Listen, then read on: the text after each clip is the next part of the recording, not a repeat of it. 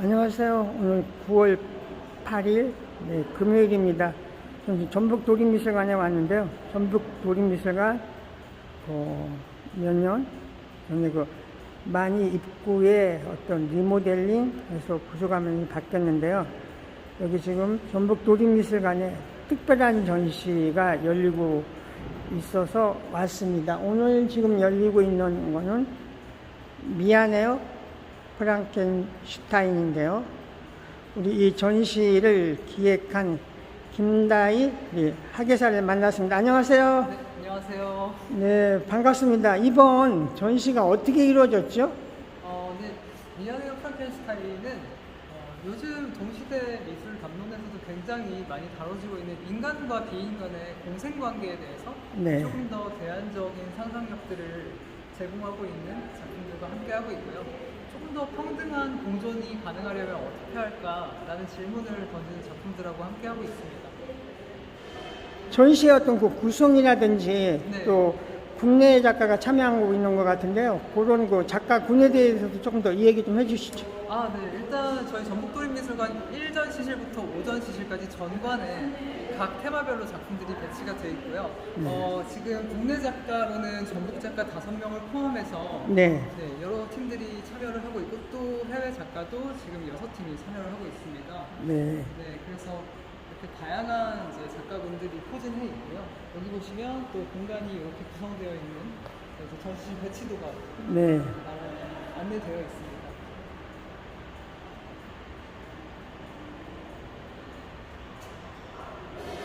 전시장으로 들어가 보도록 하죠. 네.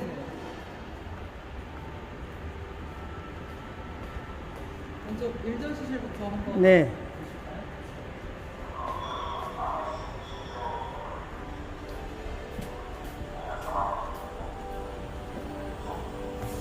내부가 조금 어두운데요. 제가 1전 시실에 대해서 잠깐 소개를 드리자면 이 전시에 어떻게 보면 인트로 개념에 해당하는 전시실이고요. 가장 처음 만나는 작품들 중에서도 이 주스틴 에마의 공존이라는 작품을 소개해드리고 싶어요. 이 작품은 프랑스 작가 주스틴 에마가 일본의 한 로봇 공학 연구소와 콜라보레이션해서 제작한 영상 작품이고요. 저는 개인적으로 인간과 비인간인 이 휴머노이드 로봇이 각자 어떻게 보면 신체로서 평등한 이 동등한 위치에서 상호작용하는 모습을 아름답게 또 지금은 대화하고 있지만 또 조금 있다가 서로 춤을 통해서 이 공존을 형상화하고 있거든요. 그래서 이런 상호작용하는 모습을 아름답게 표현했다라고 생각이 돼서 꼭 소개하고 싶었던 작품 중에 하나입니다.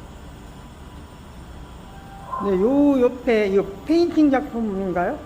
네, 이게 전북 작가 중에 이주리 작가의 살다라는 작품이고요. 저희 전북도립미술관에서 매년 치러지고 있는 전북청년이라는 전시에 선정됐던 작가이기도 합니다. 그래서 이주리 작가의 살다 역시 이 1전 시실에 지금 신체로서 참여하고 있는 인간, 비인간의 어떤 형상들을 시각화한 작품 중에 하나고요. 지금 인간의 신체를 이렇게 군상으로 표현하면서 메시지를 전달하고 있고요. 이쪽에는 반대로 샤하르 프레디 키슬레브라는 이스라엘 작가의 슈스라는 3D 애니메이션 작품입니다. 이 작품 같은 경우는 우리가 평소 일상에서 너무 흔해서 그냥 인지조차 하지 못하고 지나칠 수도 있는 일상의 사물들을 하나의 생명체로, 유기체로 묘사하고 있는 작품이라고 할 수 있고요.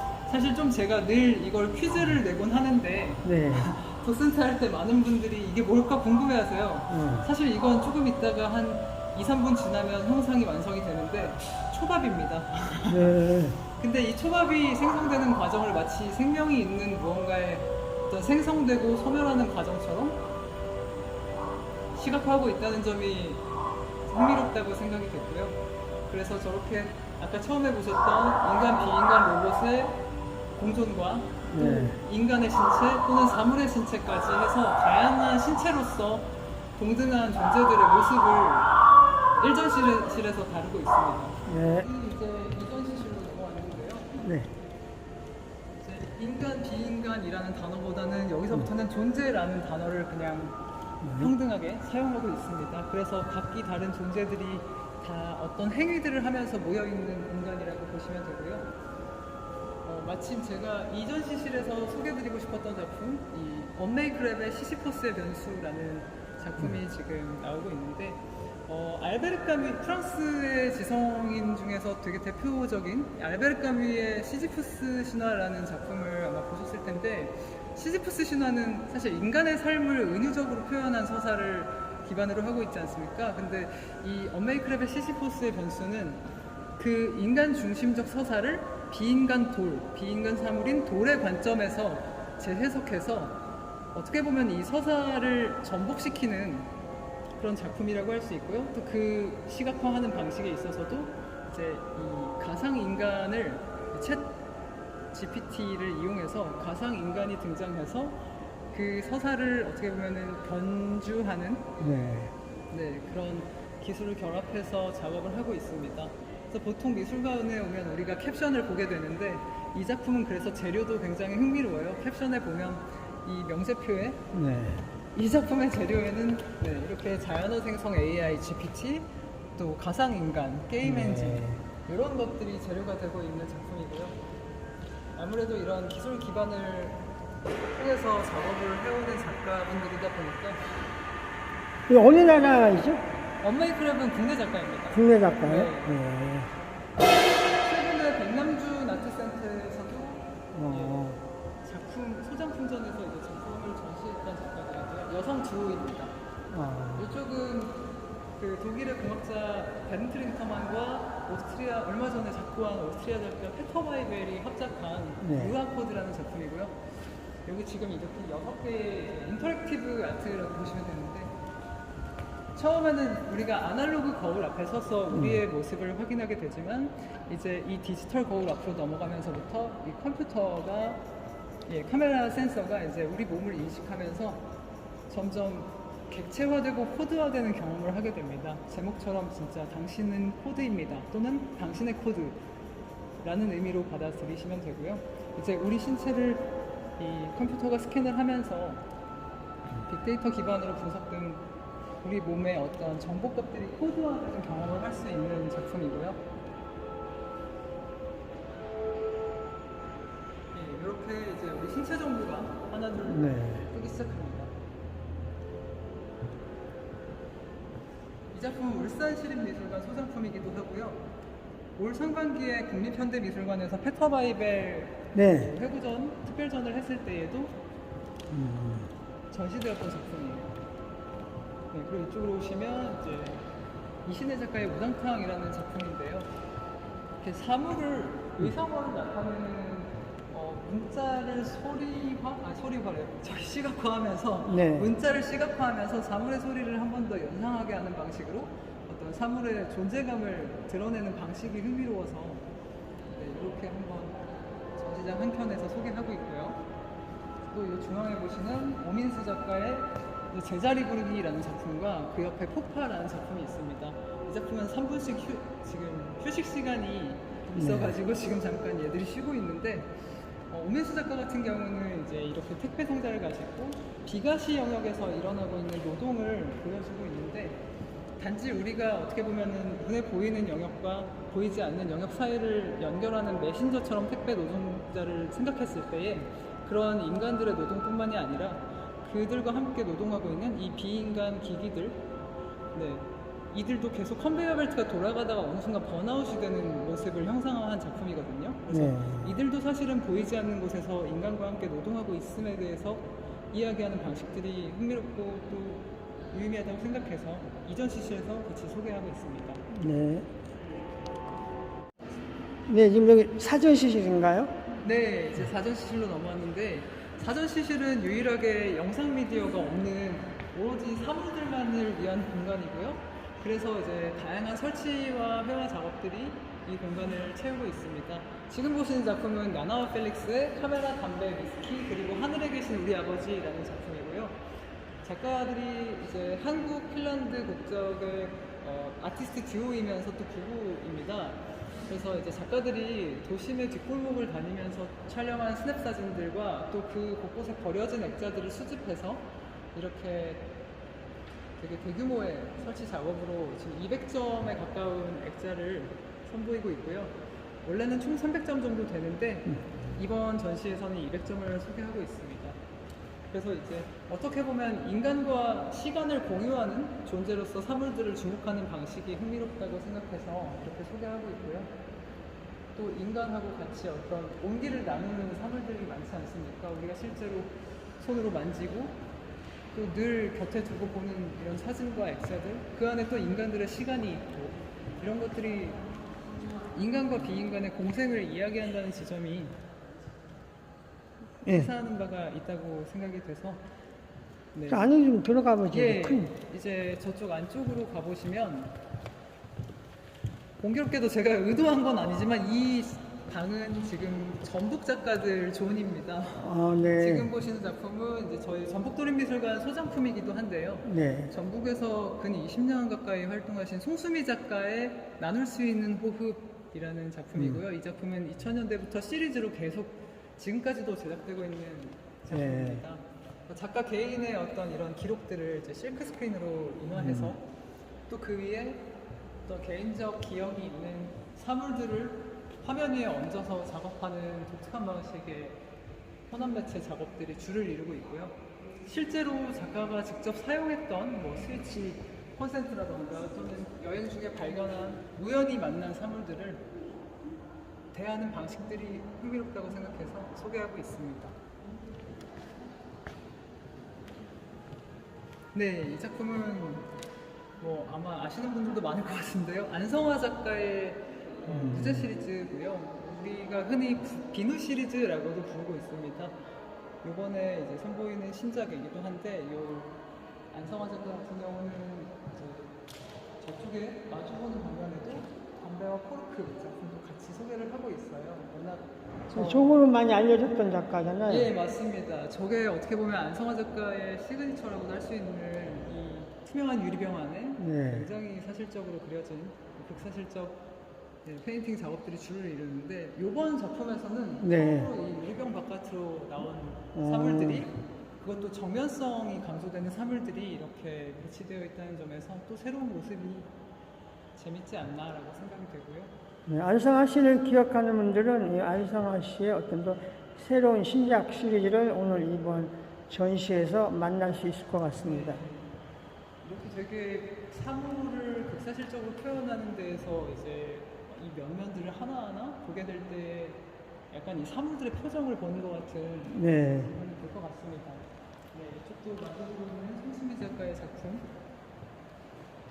같이 보시고, 또 가운데 이렇게 전북의 청년 작가이고 또 실제로 전북 청년 2016년에 선정 작가였던 박종찬 작가의 집은이라는 작품입니다.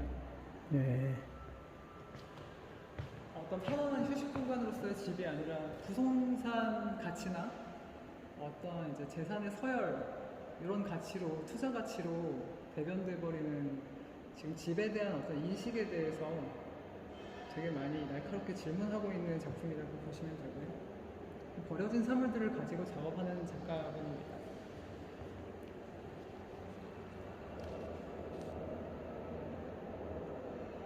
네, 여기 지금 오전 시실인데요.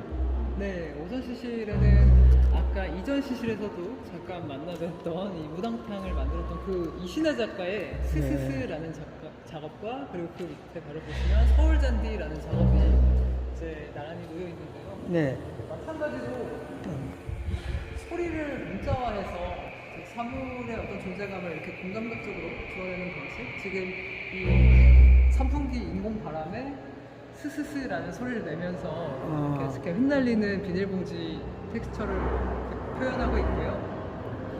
네, 이 또 마주보고 있는 작품은 아까 200점의 액자 작업에서 만났었던 나나와 펠릭스의 또 다른 영상 작업입니다. 실채널 영상이고 또 전혀 다른 분위기를 보여주고 있는데, 그러네요. 이 작품의 제목은 하천가라고 해서 조금 중의적 의미가 있어요. 그러니까 하천가에서 촬영하고 수집된 소리들을 가지고 이제 작업을 했기 때문에 하천가라기도 하고, 또 이 하천의 노래라는 뜻도 담겨 있습니다.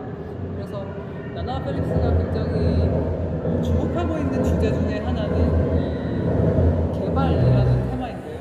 그러니까 도시가 개발되면서 보여지는 이런 어쩌면 조금 스산한 풍경들을 이렇게 담으면서 오히려 이 개발된 풍경 속에서 하천이 드러내고 있는 존재감이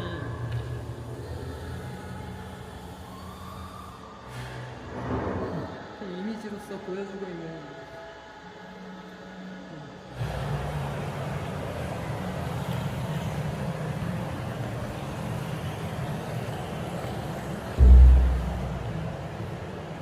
제가 이제 오전 시즌에서 또 소개해드리고 싶은 작품은 지금 이미 많이 알고 계실 텐데 여기 작년에 이제 에르메스 재단 미술상 수상했던 류성실 작가의 불타는 사랑의 노래가 소개되고 있고요. 네. 지금 반려동물과 인간의 관계? 어떻게 보면 우리가 인간과 비인간의 관계를 이야기할 때 가장 쉽게 떠올릴 수 있는 게 반려동물과 인간의 관계인 것 같은데 사실 그런 우리가 정말 반려동물과 어떤 동등한 위치에서 같은 생명으로 이렇게 인지를 하면서 이들을 대하고 있는가, 이들과 관계가 어떻게 맺어지고 있는가에 대한 다양한 질문들을 굉장히 이 B급 코드와 굉장히 블랙 코미디스러운 방식으로 날카롭게 지적하고 있는 작품이고요.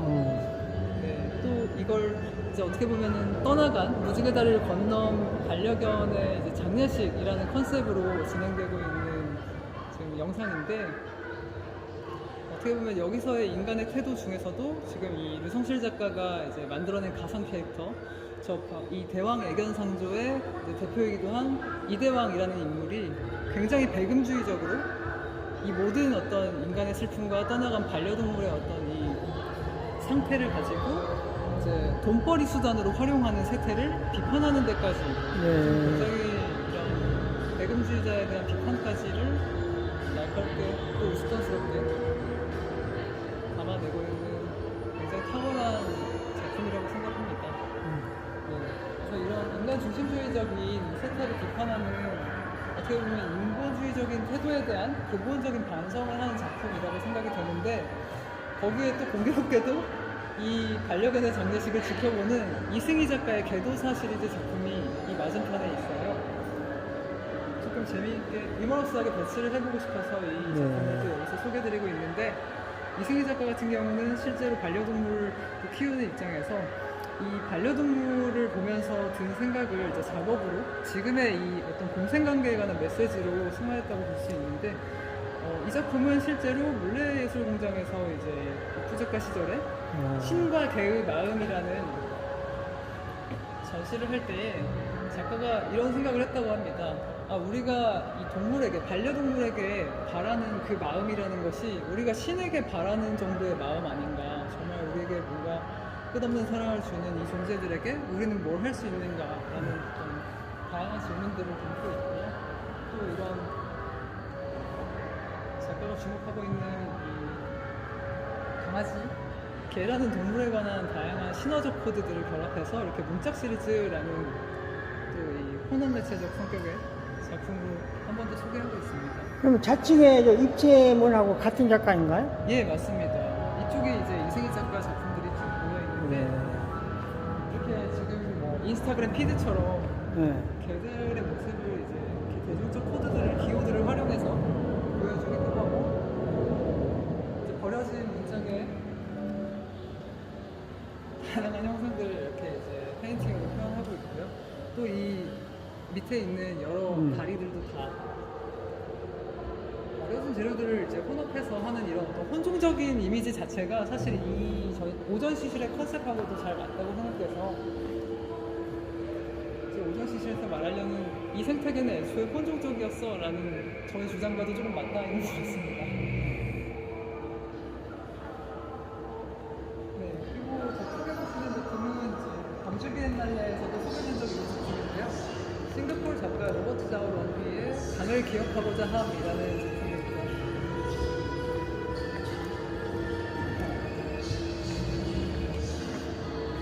실제로 싱가포르에서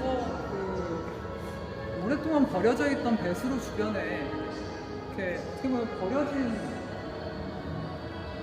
여기에 이미 살고 있던 존재들에게는 상당히 위험할 수 있는 이런 깨진 유리병이라든가 하는 버려진 오브제들을 수집해서 진짜 이렇게 우리가 정말 눈앞에서 볼 수 있게 설치 작업과 영상을 경치해놓고 있는 작품이고요.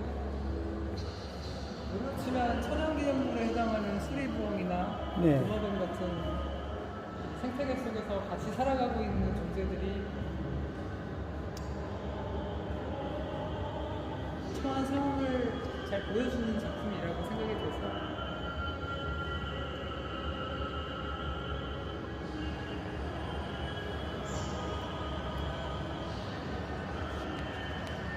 네, 이 전시에 지금 3전시 있습니다. 네, 삼전시실은 이제 딱 한 작가만 소개가 되고 있어요. 여기는 뭐 이미 널리 알려진 독일의 영상 미디어 아티스트 히토슈타열의 작품이고요. 이것이 미래다라는 작품입니다. 앞서 소개했던 그 주스티네마의 공존과는 달리 이제 뭔가 우리가 이렇게 공존해서 살아가는 미래가 긍정적이지만은 않을 거야. 사실 그렇잖아요. 우리가 지금 이렇게 당장에 핸드폰을 열고 어떤 광고들만 봐도 얘네가 끊임없이 이 알고리즘이 끊임없이 추천하는 물품을 우리도 모르게 구입을 하고 있고 계속 어떤 이런 자본주의 체제 안에서는 계속해서 우리가 이 알고리즘의 어떤 지배를 받는 입장이 될지도 모른다는 일종의 불안한 어떤 미래에 관한 이 불안을 오히려 이야기하고 있는 작품이라고 할 수 있는데 이 작가 같은 경우는 그래서 기존에 봤던 그런 긍정적인 메시지랑은 조금 반대되는 이제 조금 비판적인 의견을 보여주고 있는 작가라고 할 수 있을 것 같습니다. 뭐 이미 자본주의 비판적인 작품을 많이 하고 있는 작가이기도 하지만요. 그래서 이 작품은 조금 특수한 것이 이 앞에서 보시는 이것이 미래다라는 영상에 이 파워플란츠라는 작품이 포함되어 있는 구조인데요. 이 파워플란츠는 이제 이 영상에서 말하고 있는 가상의 인물 헤자라는 여성이 터키의 한 감옥에서 죄수들의 눈을 피해서 관수들의 눈을 피해서 네, 이 약용식물을 재배하고 있다라는 일종의 스토리텔링이 기저에 깔려 있어요. 그래서 이 약용식물들의 어떤 효능이라고 하는 것들이 독재자 독살 또는 뭐 어떤 혐오를 치유하는 등등 이제 어떻게 보면 지금 동시대 사회에서 문제적이라고 보여지는 부분들을 날카롭게 비판하고 있는 메시지가 포함되어 있는 작품이고요. 이게 또 한편으로는 이번 전시의 테마하고 연결고리가 있다라고 할 때에는 이제 어떤 물질적인 부분뿐만 아니라 비물질적인 세계 안에서도 이 가상의 세계 안에서도 인간과 비인간의 어떤 관계, 이 관계성에 대한 이야기들을 조금 시사하고 있는 바가 있지 않나라고 생각되어서 삼전시실에서 소개하고 있습니다. 네, 오늘 여러 가지 설명 감사하고요. 또 이 설명을 통해서 많은 사람들이 더 가깝게 이 작품을 이해하면 좋을 것 같고요. 여러분들 그 전북 도립미술관에서 열리고 있는 이 전시, 네, 이 전시의 제목이 좀 궁금한데요. 이 전시 어떻게 제목이 지어졌나요? 사실 미안해요 프랑켄슈타인이라는 이 제목을 처음 생각했던 건 쭉 설명드린 것처럼 이 인본주의적 태도에 대한 인간 중심적인 어떤 그동안의 세상의 모습에 대한 반성의 태도를 기본적으로 깔고 있기 때문에 그렇게 지었는데 우리가 혹시 이제 보통 프랑켄슈타인을 떠올릴 때 우리가 흔히 알고 있는 소설의 괴물을 떠올리잖아요. 근데 사실 프랑켄슈타인은 그 괴물을 탄생시킨 과학자 닥터 프랑켄슈타인의 이름입니다. 뭐 어쨌거나 이 괴물을 탄생시킨 뭐 아버지라고 했을 때 같은 성을 쓰는 건 뭐 일리가 있는 거긴 한데 어쨌든 사실 우리가 알고 있는 그 괴물은 크리처 또는 이제 피조물을 뜻하는 크리처 또는 그냥 그것 혹은 괴물로 불리기도 하는데요. 이제 이게 조금씩 뭔가 구전되고 또 시간이 흐르면서 또 이렇게 많이 연극이나 영화에서 프랑켄슈타인을 이제 지칭하는 그 단어가 어느 순간 그 괴물을 이제 지칭하는 단어처럼 사용되고 있는 것 같아요. 그래서 이제 저도 그냥 그 통용되는 단어를 따서 이렇게 그 인물의 이름을 사용했는데 어쨌든 뭔가 기술이 발전되면서 그렇게 새로운 존재들이 이렇게 태어나고 뭔가 이렇게 인간과 같이 공존을 하는데 우리가 그냥 낯설다는 이유로 뭐 어떤 그 모습이 낯설건 어떤 그 패러다임이 낯설다는 이유로 너무 쉽게 배척하거나 너무 쉽게 수단화하거나 그러진 않았던가라는 반성이 담겨 있습니다. 그래서 네, 무엇이든 인간과 비인간의 공생관계에 대해서 좀 더 건강하고 평등한 공존이 가능한 시대를 조금 상상해보자라는 취지가 담겨 있습니다. 네, 오늘 여러 가지 설명 감사합니다. 네, 감사합니다.